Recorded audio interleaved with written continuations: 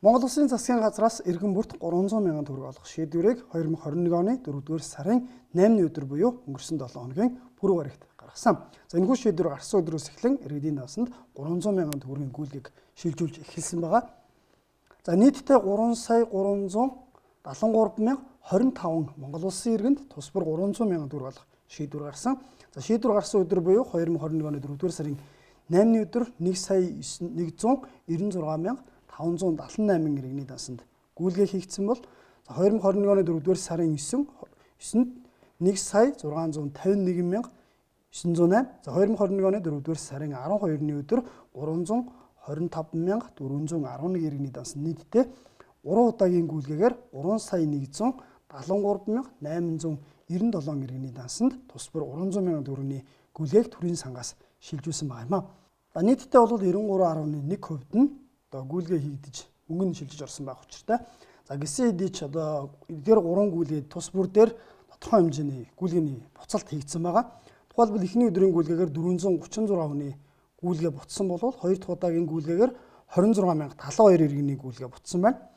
За 3 дахь удаагийн гүйлгээгээр 5,636 иргэний одоо мэдээлэл зөрүүтэйгээс болоод одоо мөнгө нь насандаа орж чадахгүйгээр төрийн сан руу буцсан байгаа юм а. Ингээд нийтдээ 93.1% олгох байтал 6.9% нь одоо дансны мэдээлэл болон холбогдох мэдээлэл зөрүүтэй учраас цуцлагдсан. За нийтдээ 199,128 буюу 200 орчим мянган иргэний одоо гүйлгээ бол одоогор хийгдэж чадаагүй байна.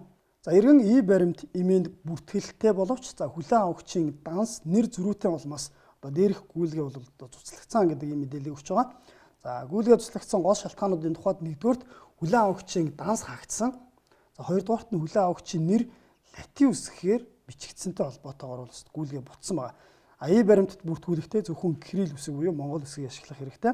За хүлээн авагчийн нэр латин кирилл үсгийг одоо хольж бичсэнтэй холбоотойгоор тодорхой хэмжээний гүйлгээнүүд цуцлагдсан байна.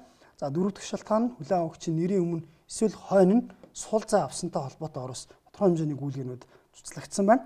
За хүлээн авагчийн нэрэнд ямар нэгэн тэмдэг ашиглахгүй гэтэл одоо ит болон таслал бусад төрлийн тэмдэг ашигласантай холбоотойгоор гүйлгээ цуцлагдсан байна.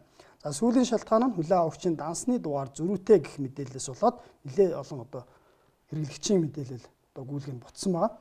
За иргэд одоо баримтад бүртгүүлэхдээ яг өөрийнхөө нэр дээрх бас эхнэрийнхээ болон ах トゥ аав ээжийнхээ дансыг бүртгүүлсэн тохиолдол гарч байгаа. Энэ тохиолдолд одоо дансны нэр одоо дугаар зөрүүтэй гэдэг шалтгаанаар бол гүйлгээ цуцж байгаа юм а. Тийм учраас иргэд баримт имэнд бүртгэлээ бол шалгах, за дээр нь шинжлэх юм шаардлагатай байгааг та бүхэн сануулъя. Та бүхэн баримт цэгийн сайт руу болон аппликейшн руу ороод миний бүртгэл зэс рүү ороод өөрийнхөө одоо бүртгэл мэдээллийг шинжлэх шаардлагатай байна. За ингэснээр бол тухайн таны бүртгэл дээр ямар данс байна, нэр, овог нэр болон бусад мэдээлэл нь таарчин уу юу гэдгээ тулах ийм шаардлагатай байна. За мөн өнөөдөр буюу 2021 оны 4 сарын 14-ний өдөр 12 мянган ахмадын тэтгэврийн данс руу бол одоо 300 мянган төгрөгийн гүйлгээ нэгдэнэ. За энэ гүйлгээ маань болохоор зарим банкудад одоо саатаад байсан ийм гүйлгээ өнөөдөр хэвийн болж иргэдийн данс руу шилжиж байна.